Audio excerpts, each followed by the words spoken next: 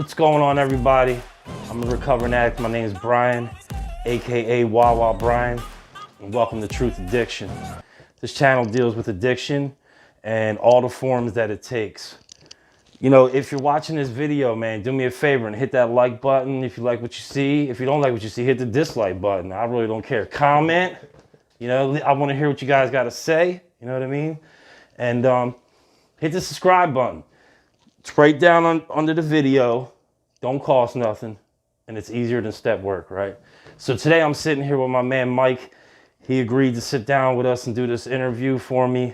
And let's get in. How you doing today, man? I mean, I had a good day, dude. All right, work, cool. Did my work, you know what I mean? Woke up, said my little prayer. All right, cool.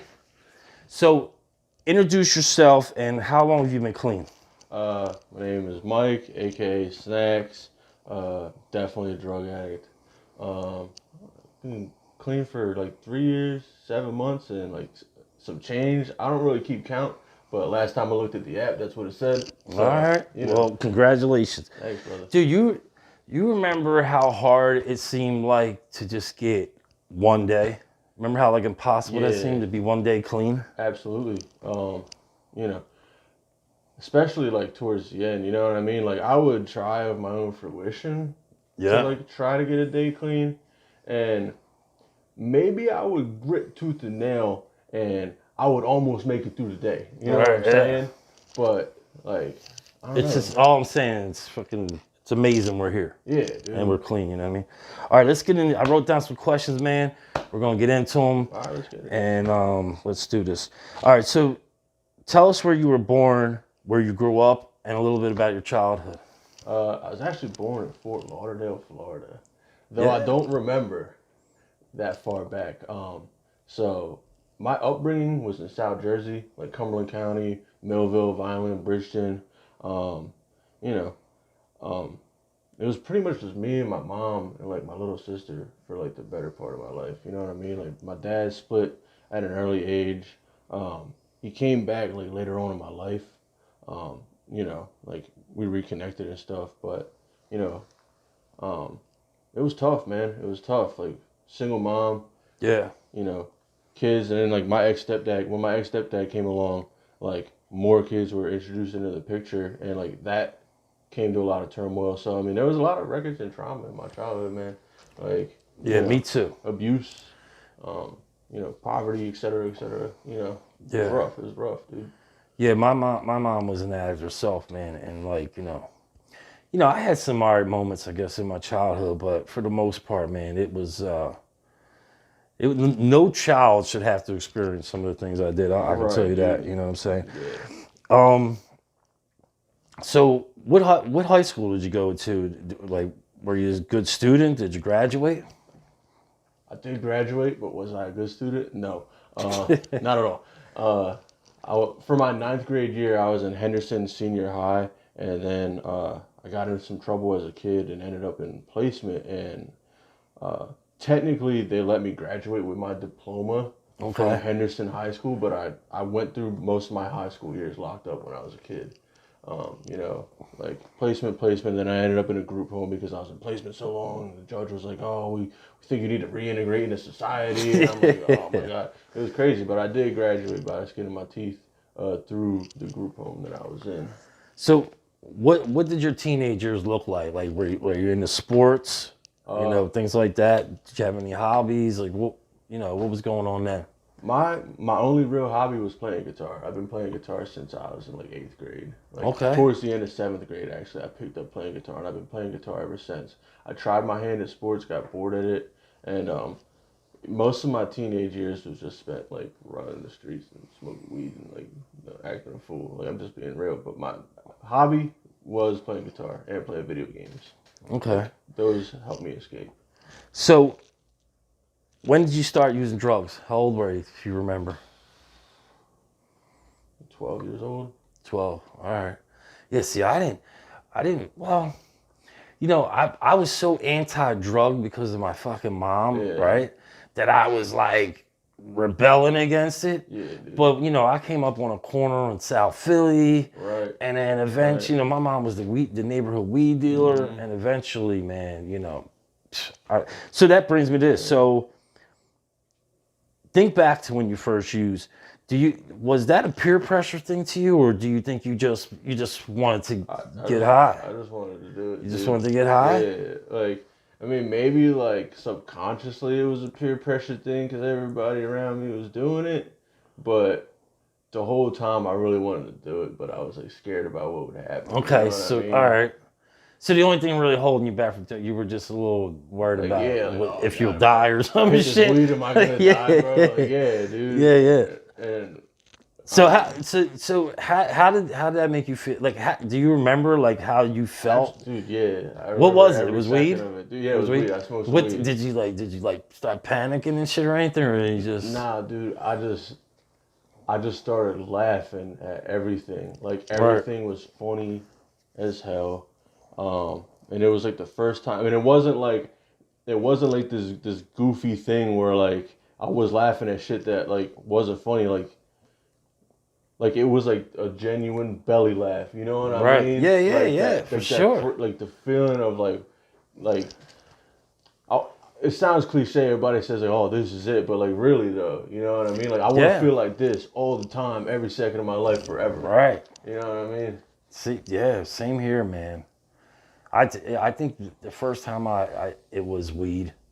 It was well, matter of fact, it was weed, and the first joint I ever smoked was with my mom, which is crazy as shit, right? Yeah. But all right. So looking back at it now, right? Can you see any signs of you having the disease addiction before you actually put a drug in you? I mean, yeah. Like any like behaviors or like the way you acted around people and shit? Dude, I could pull it from like the food thing when I was a kid, pornography when I was younger, like the first time I ever like, cause I was already like looking at my teacher's boobs and shit. You know what I mean? Yeah, you know what I'm saying? Yo, I had a What do they hot look ass like? English teacher, bro. She was so hot. Yeah, dude. Yeah. So and then like, bro, when I like stumbled upon porn, it was like, what the fuck? It's like on demand titties. You know what I mean? Yeah. And like that became like a compulsive behavior for me. And that was coupled with like some of the abuse that I went through too when I was a child. You know what I mean? Like my view of that whole thing was skewed. You know what I mean? I think I was born with the disease of addiction, but the way like it, in my opinion, it requires like a door to manifest itself into your life somehow, like to awaken it. You know what I mean? Mm-hmm. Like, Yeah. because when we're children, we're innocent. You know what I mean? Yeah. We might like steal from the cookie jar here or there or something, and like maybe that's a thing too. But like, dude, when I like the pornography and the food, dude, like I would go to the give and take table when I was in like 5th grade and like take all the food, bro. Like, eat that shit. I swear to God, bro. I'm not lying. Right. So take us back to your active addiction, right? And from the time that you took that first one, and explain the progression to us to where you got to the point where you were like, fuck, I'm fucked. Yeah, dude. I mean, yeah, so like I took that first hit of weed, right? And now, and that goes back to like that thing I was just talking about with a door, like a manifestation opening. So now I'm like, oh, I can smoke weed and I won't die. It feels great, right? Right. You know? And from that point forward, like that was 7th grade. Me and the homies would like link up like every day after school and smoke. Mm-hmm. Every day after school and smoke.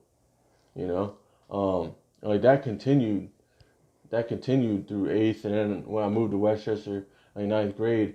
But when I got to Westchester, I was kind of like the poor kid on the block, and anybody knows like what Westchester is kind of an affluent area. You know what I mean? So like there wasn't that many like, I don't want to call it like-minded, but I guess you could call it like like-minded people. You know what I mean? I was like this stoner kid from like bumfuck New Jersey. You know what I mean? So I started seeking out like different people that were the same way. Yeah. You know, but those kids get in where you fit in. Yeah, but those kids weren't just smoking weed, bro. You know? Yeah. And that's kind of this point in my like progression is kind of where it was maybe kind of, so it was like a peer pressure thing, because these dudes were like, yo, you're smoking that weed, like you need to try this. Like, So, you like, so you're doing this at this part against your own will. Like you're I'm just smoking weed. Like I don't even know anybody. I get to Westchester, I don't have no friends, and I'm hitting weed, bro, but by myself and shit. Like, I don't know anybody out here. I just smoke my weed, bro. You know. And then like I just started getting introduced to new things, new drugs, drugs that had stronger effects on my psyche and the way I felt, and drugs that took me further away from like what I was really like the abandonment issues I have in my the displacement in society that I'm feeling and all this shit. The drugs were like becoming warmer and they held me more and they numbed me more. You know what I mean? So it's a good way to explain it. Yeah, they held me more. You know what I'm saying? Yeah. Like you're gonna be all right. Like just do this. Like as long as you do this, you're gonna be good, dude. Like you know what I mean? And like little did I know, you know, this progressed further and further, and you know, I started like going to festivals and stuff, and like messing people who had different supplies of like my drug of choice, which is cocaine, for real. You know what I mean? And I don't even, anybody knows that I don't have to talk about the first time I did that. That's like, oh, all right. Yeah. All right. Yeah. That's what it is, you know? And dude. It's almost spiritual. It's almost like a spiritual, feeling. Like you feel, you know, I'm not a religious guy, but I get it. It's almost like a comforting spiritual experience. Dude, I like, I would feel this feeling. Well, like cocaine is the drug of choice, but like my thing is, it turned out to be uppers. You know what I mean? Yeah. For like the first 24 hours. You know what I mean? Where I was like, oh, I can't miss a beat. Like, I'm the man. I can't miss a beat. I'm productive. Like, you know what I mean? I can talk to people. Like, you know what I mean? Because, like, in reality, I'm like a very socially awkward person. You know what I mean? Yeah, I guess so, yeah. It took me out of this social anxiety, but it was, like, artificial. You know what I'm saying? Like, that's not true confidence. No. Right. You know? Like you got something else motivating you to be confident. Yeah, it's just like misfiring. Like my brain's not supposed to be working like that. You know what I mean? Yeah. So, getting back to like the progression of it, you know, like this thing started spiraling out of control, and like I thought I was like a drug dealer and shit. Like, dude, it was crazy. You know, like I was going to the bars and like I was really just like selling drugs to use drugs. You know what I mean? But like being so unhinged, like like detaching myself from my family and being like, and what I mean by unhinged is like having this like supply, you know what I mean? Like I just took it as far as I could go. Right. You know what I mean? We ride until the wheels fall off for sure. Yeah, I had this saying, everybody in the room would be passed out. And I would say it to myself, I'd be like, bro, the session don't stop. Seriously. You know, and yeah. I know exactly what you mean. Yeah. So all right, so things go terribly bad, right? Yeah. So yeah. take us back to the day before your last use of drugs. I had AMA from the Malvern Institute with some girl, and we're staying at this dude's crib who obviously didn't want us there. So hold on. So you were in what, rehab? And I was in rehab, and then I AMA. And you left on your own shit. And I left. Okay. Like, with a chick? With some. Why is it always about a chick? No, I'm just playing. I don't know, bro, because I'm sick, dog. Yeah. Not just you. I'm just saying. In general. Yeah. But yeah. So we're at this dude's house, and he's like, "Y'all can't stay here anymore." And I managed to scrounge up like $80 to go get a room at the Microtel. Now, mind you, at this time in my life, I had like 5 different active warrants. And me and the girl we're at this point we're using meth. And we get to the Microtel, and like I pass out in the bed, and she's like all tweaking out and stuff, you know what I mean, going crazy. And I wake up, and one of the hotel ladies is like, "Hey, you gotta come downstairs." Like I wake up to the hotel lady in the room, like, "Yo, you gotta wake up and come downstairs." I'm like, "What's this about?" I go downstairs, and the cops are there. it's just like 5 Westchester police officers Damn. standing in the lobby. And I'm like, Them Westchester police don't they're play crazy. They don't either, play, man. bro. They don't play. They don't play, man. So, apparently she had called and told somebody, like her dad or something, that like I was trying to kidnap her. Oh. Freaking out, right? Yeah. And the cops were like, yo, you're a good brother. We just want to make sure everything's good. I'm like, yeah, I don't even know what's going on. They're like, it's cool. We just got to run your name real quick. And as soon as they said we got to run your name real quick, it was like a moment of panic and then a sigh of relief. And then Okay. a sigh of relief. Because I knew I was You were done. I was You done, were bro. done, yeah. I knew I was done. I was like, I'd Yeah. already reached the end of my road. I just needed an excuse because I couldn't stop myself. I definitely experienced that. I think a lot of us experienced Yeah. that moment where you're just like, I'm done. I can't run no more. The run's over. The run You is- just know the run is over right now. over. Yeah. And I know, Not to say that we don't got another run it, but you know that particular run is over. yeah, Right. We're just like, I going- didn't know at the time that was going to be the last run. Right. You know what I mean? That wasn't until later on. So they lock you up, Yeah, they locked me up. and then do you go to any rehab, or you just come out of jail into recovery? No, I went to a rehab. I was in jail for a little stint and waiting for like a bed to open up. Okay. Because, you know, at the time in my brain, because it was a sigh of relief, but I still wasn't really ready. You know what I'm saying? There's a lot of fear involved too. You know? Yeah, I mean, I was asking for rehab at the time for all the wrong reasons, not Right. realizing what I was about to get into. Right. Well, you know, dude, not for nothing. A lot of people that I've come across in meetings that been clean for a long time, they didn't come here to stay clean that long. Right. It's just like, I just need to get cleaned up. Yeah, I need You know, a mom reboot. and dad's gonna throw me out. The wife's gonna fucking throw me Right, out, right. or my husband's gonna throw me Yeah, out, yeah. whatever. You know what I mean? It's like one of those deals. So you get out. How long were you clean when you got out the rehab? How long were you in there for? I was in the rehab for 3 months and I had done 4 months, so like 7 months. Okay, so you're. I'm trying to get at how long were you clean before you hit your first NA meeting? 7 months. Of my own fruition. NA meeting, because we did go to meetings outside. Yeah. I mean outside. Of my own fruition. Yeah, on your own on the streets. Probably about 7 months. Okay, so tell us your experience with that first meeting, if you can remember.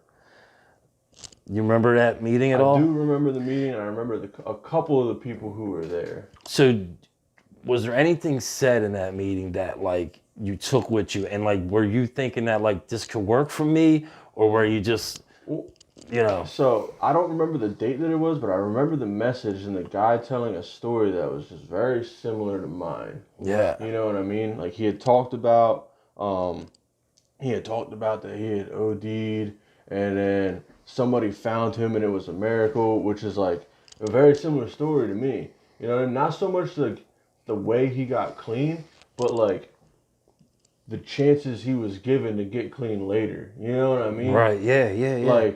Like, cause I've OD'd a couple times, and like the way that I was found is nothing short of like some type of God shit happening. You know what I mean? Like Yeah. for real.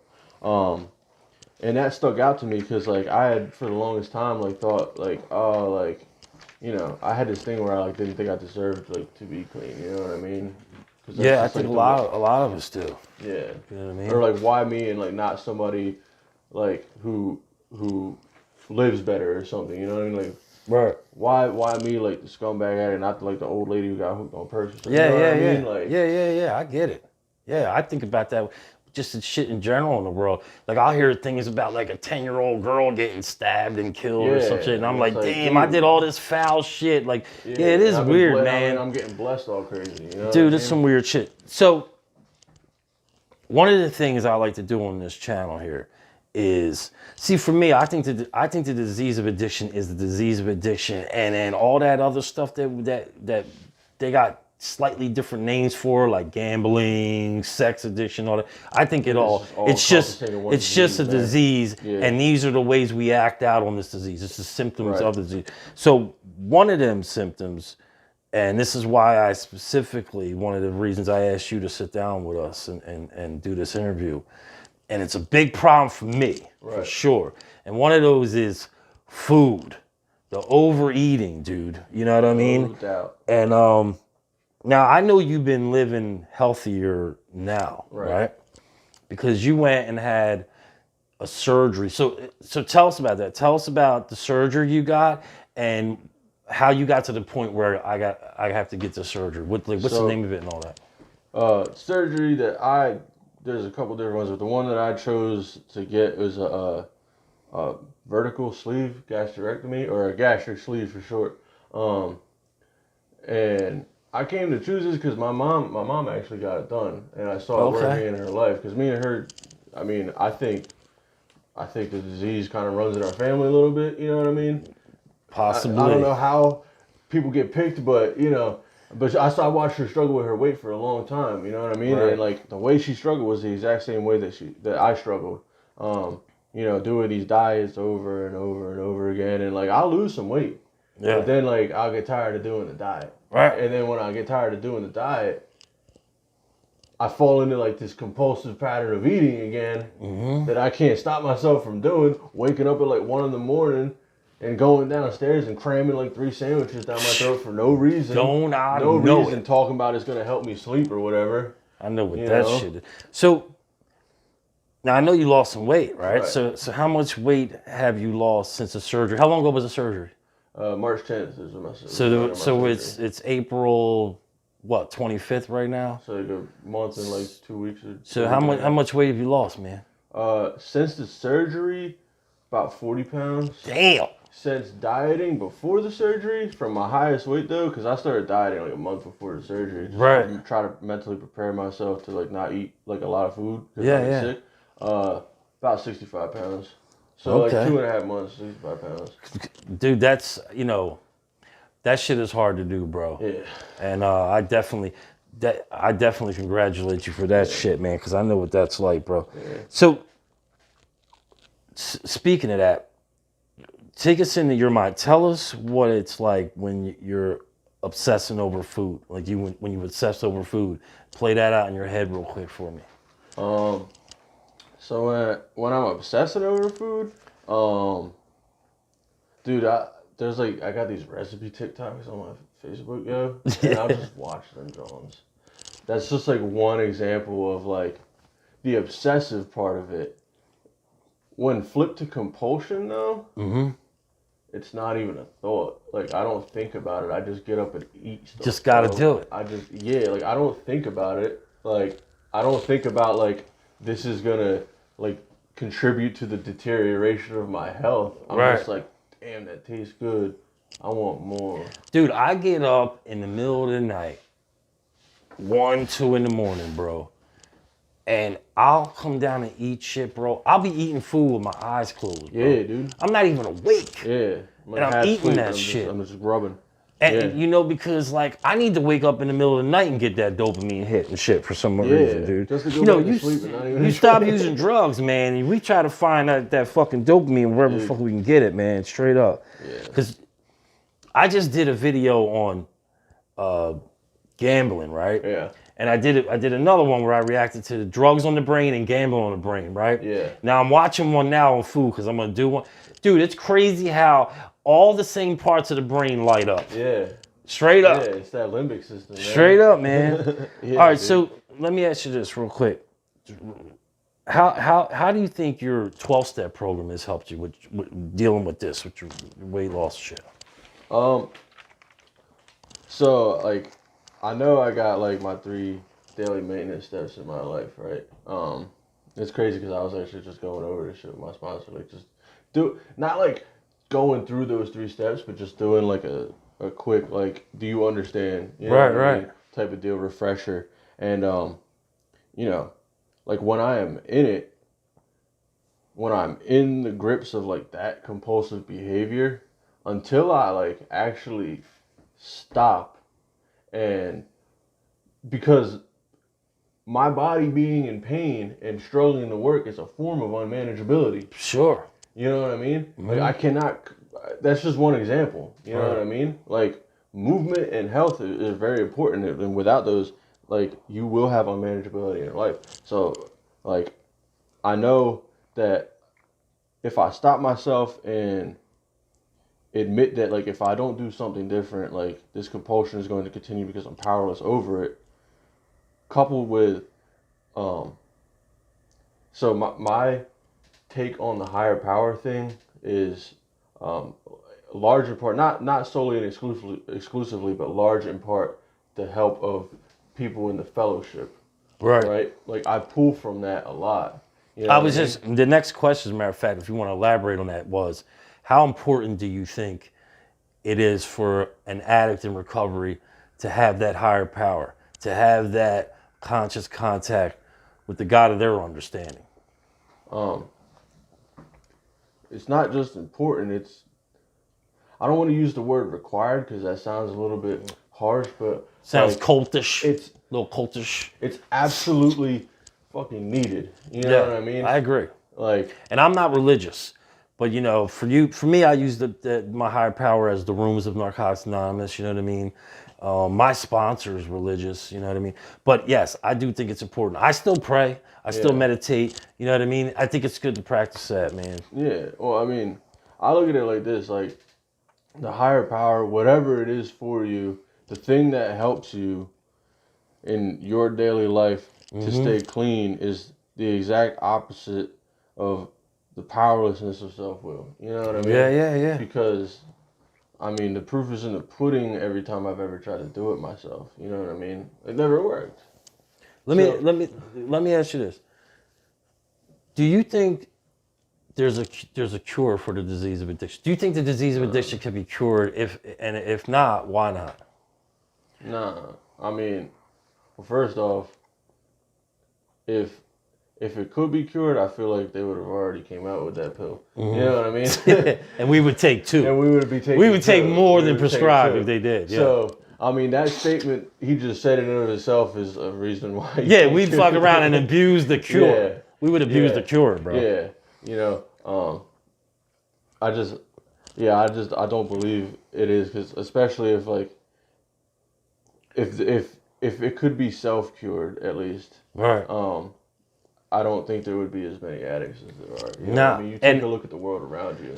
And my thing to that is like, I don't think it could be cured just for the fact of what it does to the fucking brain. Yeah. And you know, it's like we stop one symptom, we go on to the next. Like, you know, I stopped using drugs 6 years ago, but I've used every fucking thing else, bro. Yeah. And like, I think it takes a while for your brain. I've done some study on this. Your brain can go to a healthier place. Like it can bounce back. Yeah. But it takes time, bro. It takes a long time, bro.